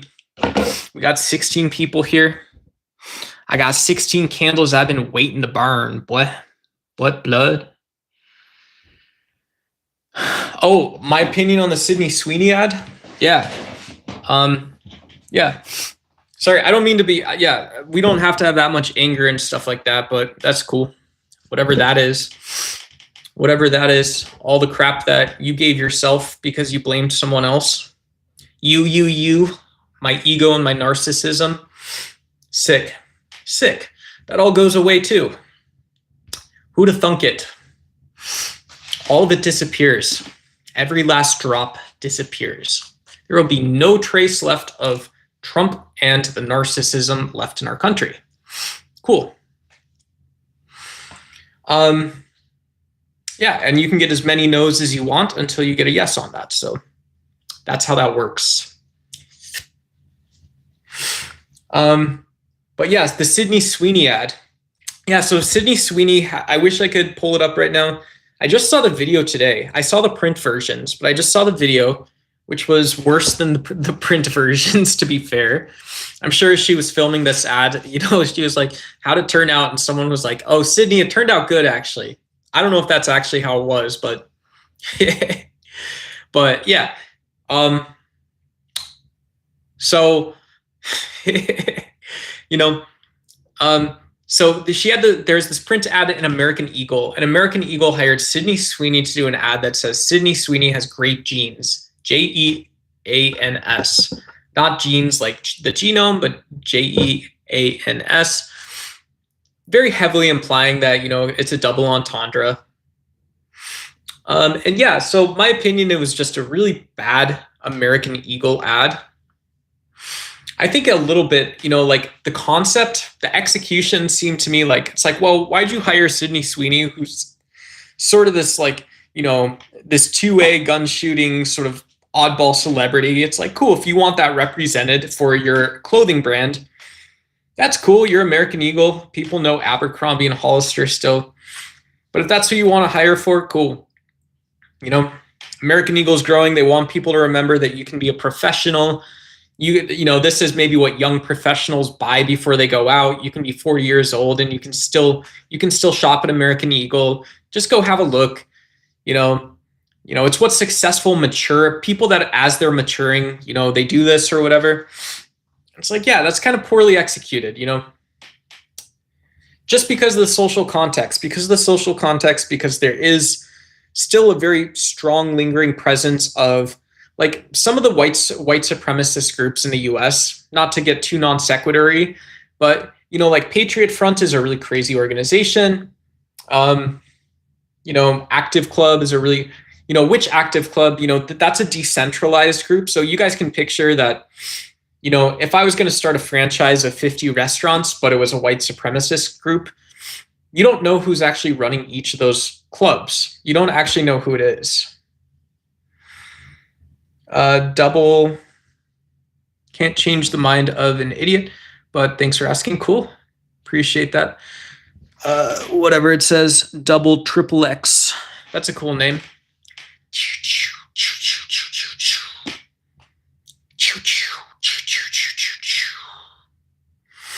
So, yeah. And so people can say, well, look, you have racist clubs. You've got racist national clubs in, who knows, like Fresh Springs, Colorado, and then in San Francisco. And you don't know the person running it. And also, your brand's never been associated with science or science communication. And so I can understand how someone interprets that to be a racially toned ad or just really poorly timed in the political climate. And so it's easy to see how people think this is like maybe a weirdly not that great executed campaign. It's just what it was, leaning into this sort of weird social topology, very much staying in the middle of it a little bit. But you don't get anything that's like, I don't know, maybe you don't get something that remarkable out of it, except that you wanted to play on the edge. And it's like, cool. So then you're communicating Sydney Sweeney Jean ad. This is what it's actually about, right? Is this saying that we played on the edge because something is going on weird in the American economy? Who knows? Why is that?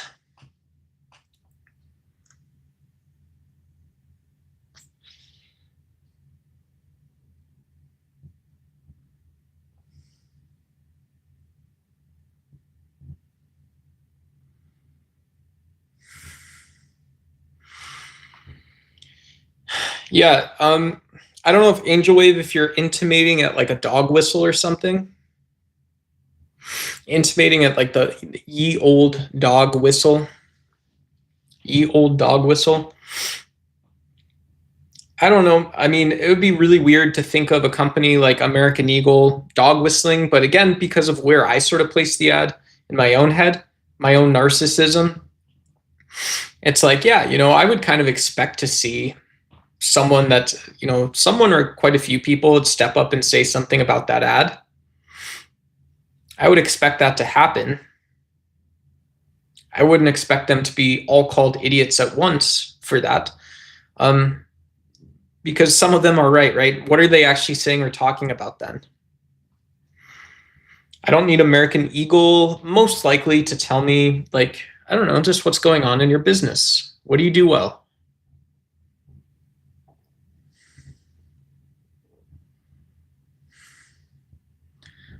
In the middle, can't decide if they like diet or regular every 4 years. The real problem? What? I don't understand that. Are you a soda drinker? Weird Texas deplorable vet 31. Cool. All right. Yep. Yeah, you gotta. Yeah, I think drinking soda through a straw or a mask, one of the two.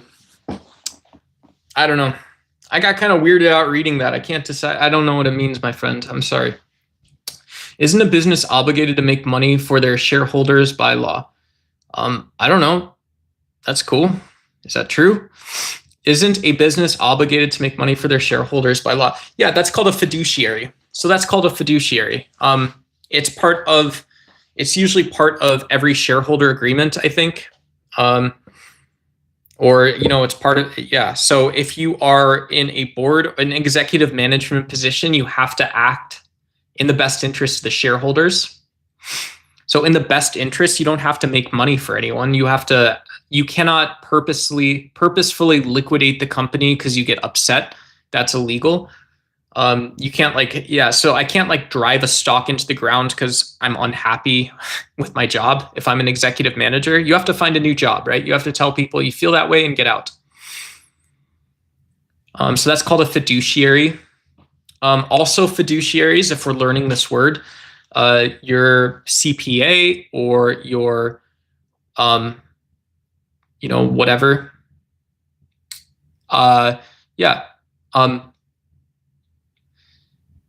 So I don't know. Yeah, you're like your CPA, your financial planning. Some financial planners, not all, but some financial planners are fiduciaries. They can't tell you to invest in a stock or most likely a mutual fund because for any reason other than it's in your financial interest.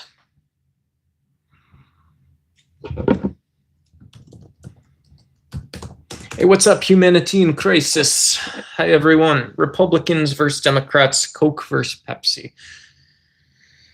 I think there have to be 3 parties. Oh my gosh, no. I'm happy with my 2-party system. We just have to get MAGA all the way cleared out, folks. We got to get all of this narcissistic name and grab and describe and figure it out sort of mentality when you haven't figured out anything out of here. Let's go. Let's go, folks. We'll share it all out, baby. We'll share it all out. Fiduciary responsibility to the stockholders to maximize shareholder profit. I'm an accountant. That seems weird to say you have to maximize shareholder profit, though. That sounds very amorphous because you're like, by definition, what like an executive does is balance short and long-term management, operation, and strategy, right? Isn't it? So to me, and this is where, executive compensation used to be a conversation. And I don't know why it's like a political conversation. It's like, just don't invest, bet against it, right? Bill Ackman is one of the guys that said, bet against those companies, just bet against those companies, right? See when people are going to see themselves out and there couldn't be a sure way to make money and to hold those companies accountable in the process. But let's say I'm getting $1 million at the end of the year. If I hit my target, I hit my company target, I can just find a really bad supplier. I can find a bad supplier and cut a cost, or maybe it works that easy, or I can do all kinds of stuff that cut the long-term potential of the company. I can take a risky bet. I can take a risky bet, and I can also do poorly researched sort of investments and skip over other investments that are good for the long-term operation of the business. One example of this is some companies have added chief sustainability officers, which sounds weird, where they've added sustainability to risk, risk or safety functions, whatever. Operations might like this. Maybe the COO has an operation, sustainability arm. It's like, is that how that's supposed to work? Whatever. But the reason that's sort of significant and maybe in sort of like a financial sense important is maybe it takes a couple years to invest in sustainability or DEI or CSG to see a benefit from it, to see that it's easier to manage a company that has those types of conversations. And those can be at some point, and maybe sooner rather than later, those conversations are represented at the board level. And so when people say, well, executive pay matters, if you've had a Democrat, if you make it political, they'll say, well, if you've had a decade of mismanagement is what it is, if you're operating inefficiently, because you're not looking at sustainability or inclusion. You're not looking if you can build whatever it is, a call center or something stupid, a distribution center, anything, maybe there's these hubs or these like rural hubs somewhere. You haven't really thought about sustainability and who else your business can help and be for, and who else can contribute to that sort of economic vision. Well, then you have, okay, zoom back in time. You've got 2 years of total mismanagement. You've got 2 years of, or 2 decades of total mismanagement of the majority of American companies. 20 years of people not saying a goddamn word about this. That should piss people off.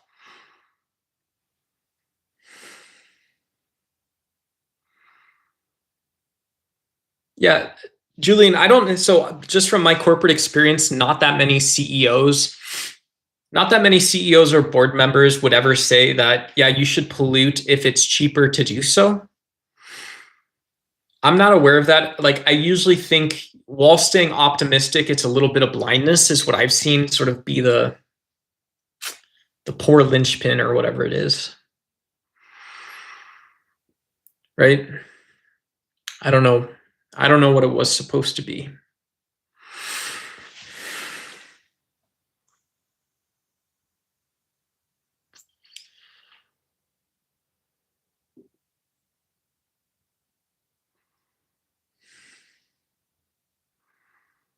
Yeah.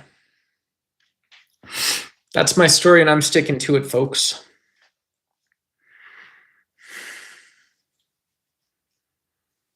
Yeah. Yeah, and so MAGA disappears completely. MAGA disappears, so does the total mismanagement of American firms. There's no longer an excuse. There's no pathway. There's no way forward.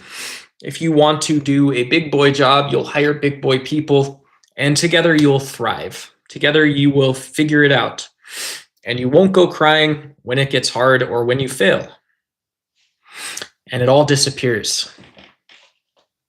Then you're left with the two-party system, as much as Humanity in Crisis may dislike it. Humanity in Crisis says, duck.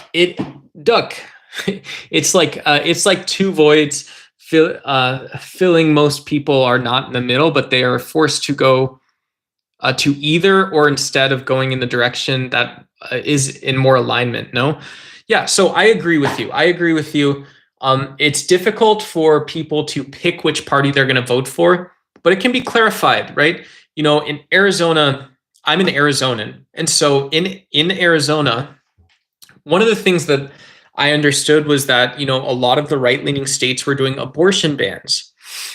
And it's like, well, look, I don't need to tell you my entire sort of political belief or why I have them, but for the women in my family, I don't want there to be a law in my state at any point in time that restricts what a woman can do with her own body. I know that. And I know that because I know that I don't want to filter my own hyper-masculine beliefs about myself to another person. Ever. So I'm not going to do that.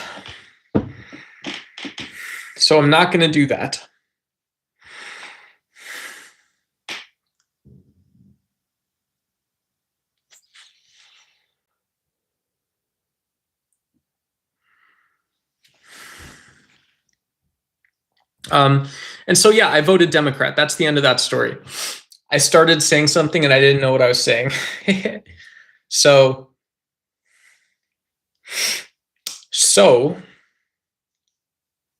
as it turns out,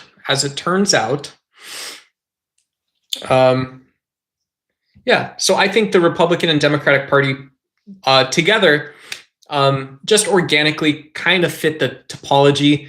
And to me, as a red-blooded American, despite what some people have said, right? If you're ready to hear it, like, I really don't care. I'm okay doing realist competition. I'm really okay focusing on our national character and building sort of this global liberal economy. And I'm pretty cool with most of that. You guys would think I'm a really cool dude, I think. I mean that honestly. I honestly do. I honestly do. You know, Sergei Lavrov would love to meet me if I was ever a U.S. ambassador. Hire your buddy Duck. I will go be ambassador for Russia. I will learn Russian. I will learn everything. Everything I can. I will not quit. And we'll have good conversations. Simple, good conversations.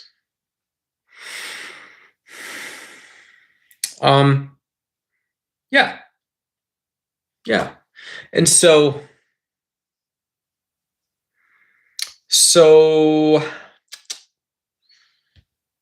but where was that story going? I don't know what I was saying. Yeah.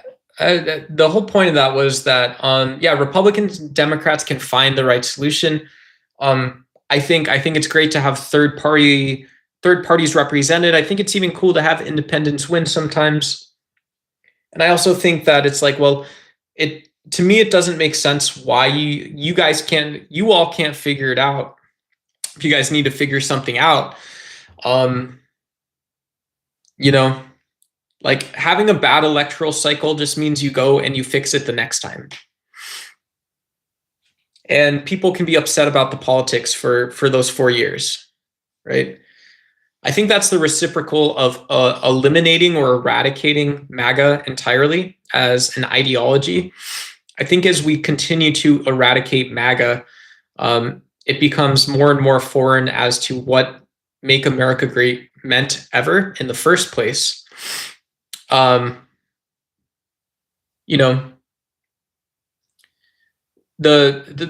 whole point is that if you say something that doesn't exist exists, it just doesn't exist, right? It doesn't exist. Doesn't exist, right? That makes sense. So, it's big kid play, right? Put on your pads. And so, to me, very narcissistically, it's like, there's a big difference between having people who take their eye off the ball and intended to do the right thing versus people that were intentionally malicious and misleading and detached from reality in the first place. Detached from reality in the first place for whatever reason. For whatever reason, right? Your version of reality is fine. Cool. Why so? Why so when it's impacting someone else? Duck, if we took emotion out of politics and just answered every question logically, would we be better off or worse? I think better. What's your take? Yeah, I'm against stoicism for sure. I don't believe in stoicism. The reason stoicism sucks is because it's just not real. It's a cool philosophy to learn about, but what does it mean to be objective about facts in a society or to ask someone else to do that? Yeah, what is it? And what is it, just like I think if you trusted yourself a little bit, trust it, I don't mean to be like Ryan Gosling, but trust yourself to feel something, Can you trust me to feel, whatever. It's like, yeah, if you feel hopeful or pessimistic about something, you should be allowed to explore why that is. Maybe it is like weird attachment stuff or whatever. It's just the imperfections of life. I didn't feel that good before I started live streaming today. And it's probably because my diet's been bad the last couple of days. I it's maybe not just that, right? But so that's the end, the start and the end of that answer, I think. I agree with that statement. Says someone, cool.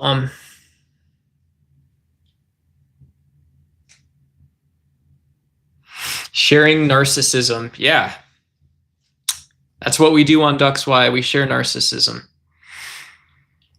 Cool. All right. Cool.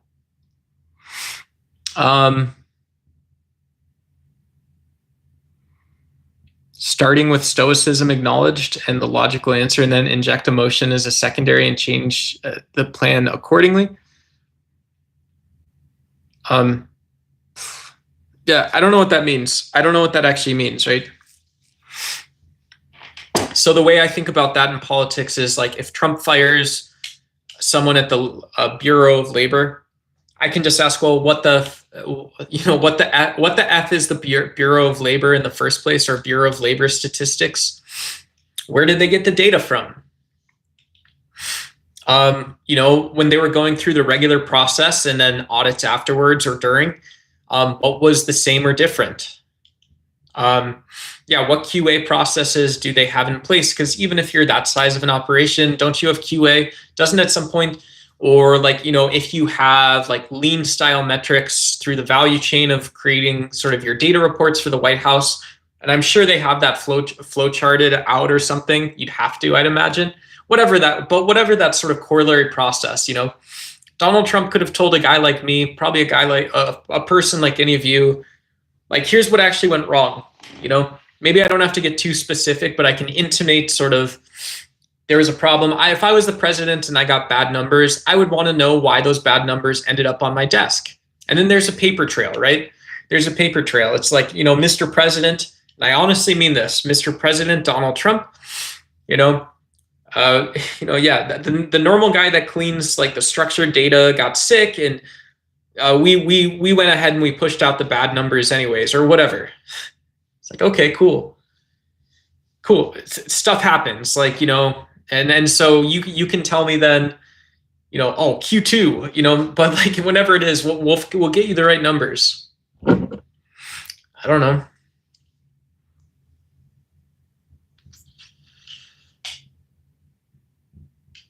A lie allows the fool to think while the truth requires trust. Yeah, that's big true. Big true. Big wisdom from one big pond.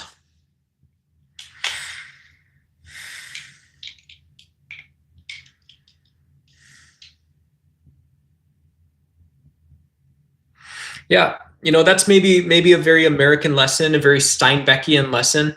I've got this here. I've got Of Mice and Men, folks. Ammo. I've got Of Mice and Men. Of Mice and Men. I'm gonna use my book like a microphone, something like that. But a very Steinbeck American lesson maybe is that the world accepts narcissism more than honesty. A lie allows fools to think, while the truth requires trust. Is that almost we have to at some point in our life give our brains, give aspects of our brains, of ourselves, of our perspectives to other people, almost to develop that experience of morality, right? This is a counterpoint to objectivity, is that, like, if I don't ever volunteer in a soup kitchen, I don't know what it's like inside of a soup kitchen then. If I've never actually been on the other side of a soup kitchen, then that also means that I can't be the one that I can't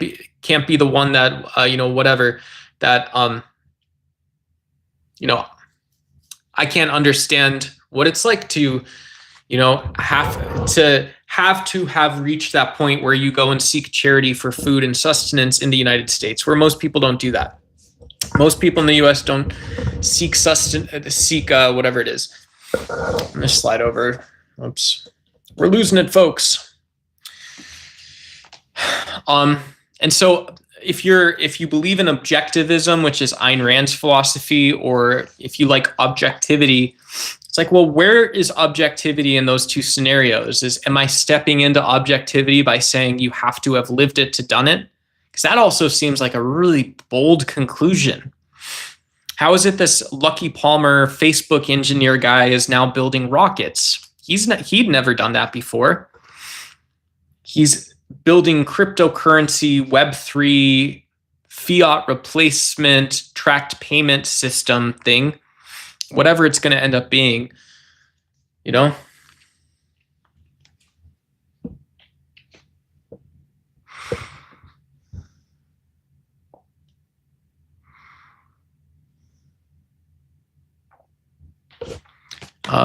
Yeah.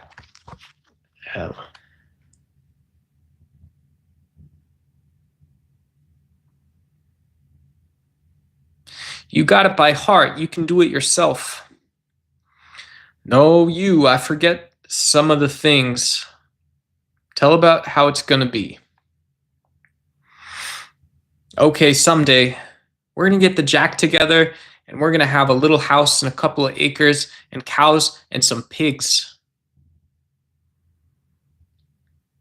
And live off the fat of the land, Lenny shouted. Nice book. Very beautiful conversation. Very beautiful conversation.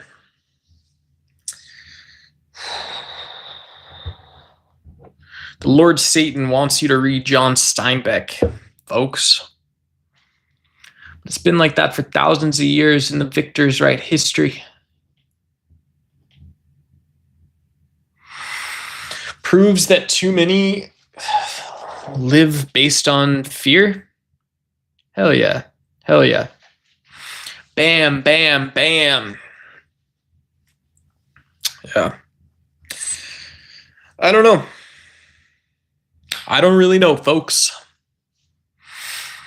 What are you guys thinking? What are you folks thinking? Broskis? Broskis. Do some weird stuff, yes? Let's do weird stuff. Yes. Does that look good? Does that look good? Mr. Google CEO? Mr. YouTube CEO? Ow. When people can't spell debate correctly. Oh.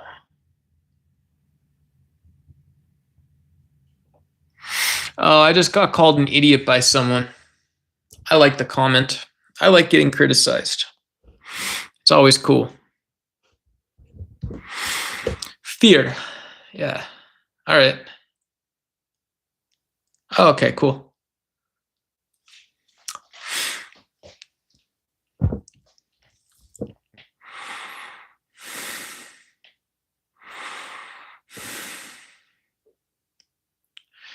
Weird. Oh.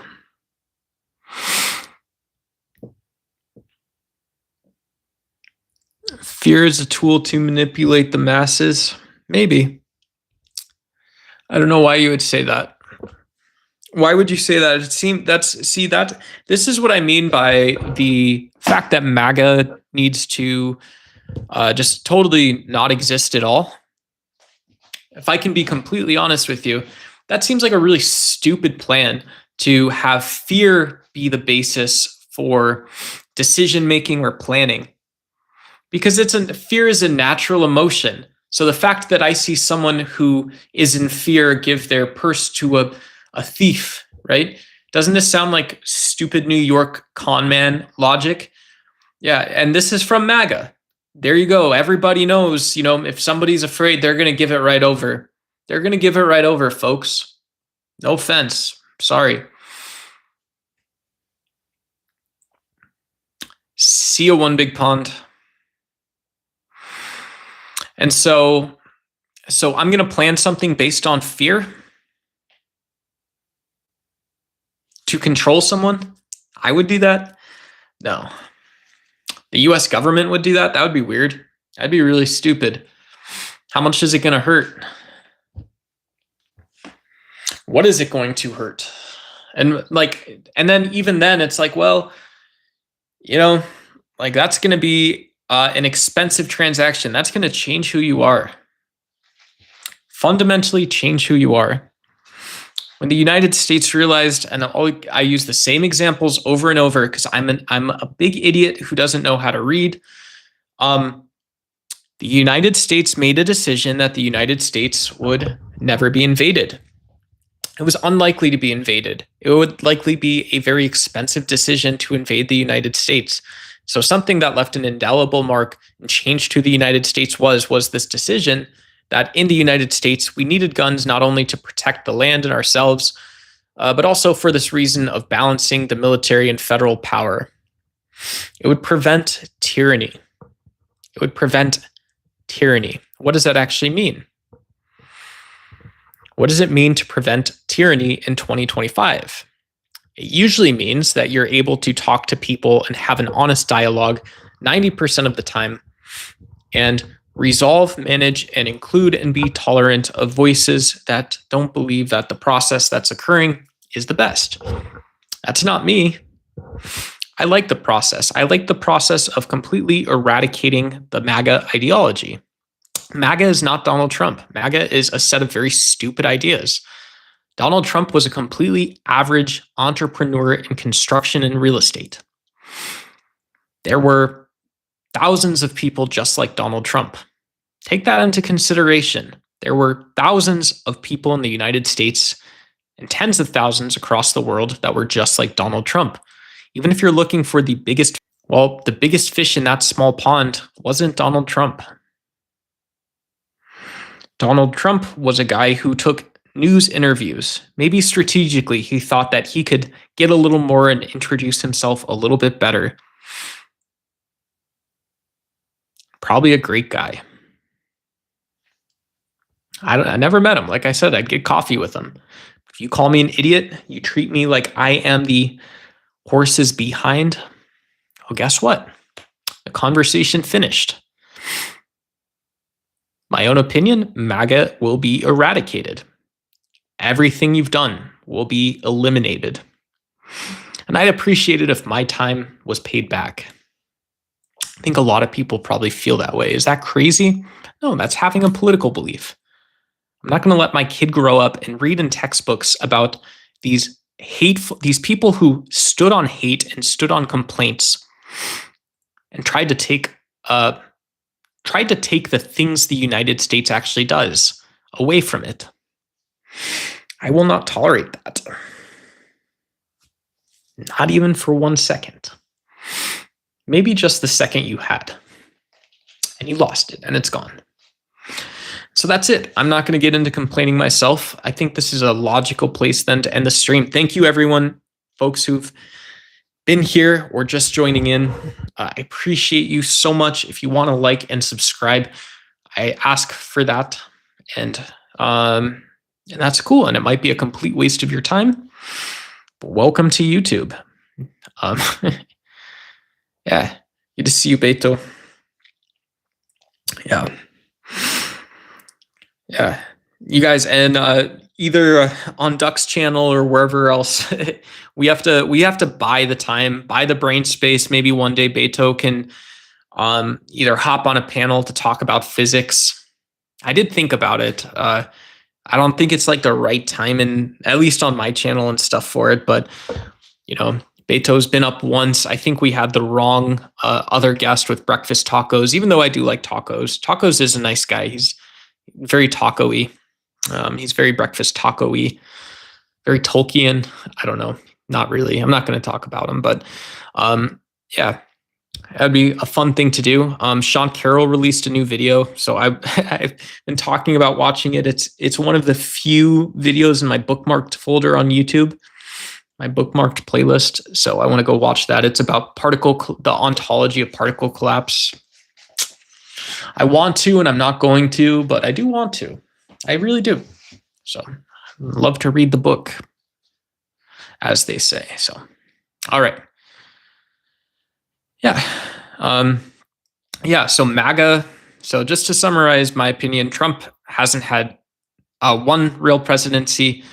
Therefore, he's not had two real presidencies, or 1.25-ish, 1.2-ish.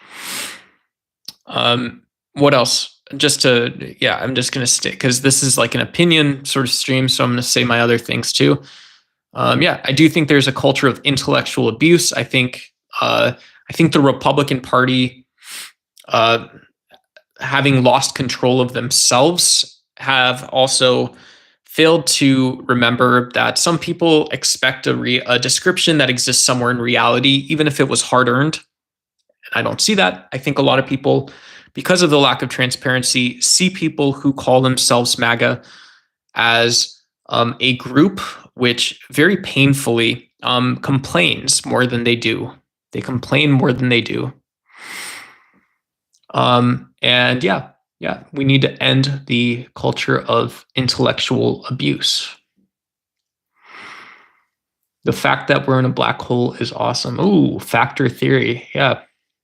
What explanations would be possible if we were a hologram in another hologram? We're like, you can only be a hologram, right? That's kind of crazy that, if we're in a black hole, like, doesn't that mean that the ultimate reality means that you're in this, like, whatever? The ultimate reality that you can only interact with is still two-dimensional. So I don't know. I think that's just language games. Hologram for life. Yeah. All right. I'll get myself sorted out. Yeah. Next time I'm going to do a $100 GoFundMe and I'll shave my beard off on stream. If you guys donate, I'll shave my beard on stream. No, but I hope everybody here is good and stuff as well. And yeah, have a good one.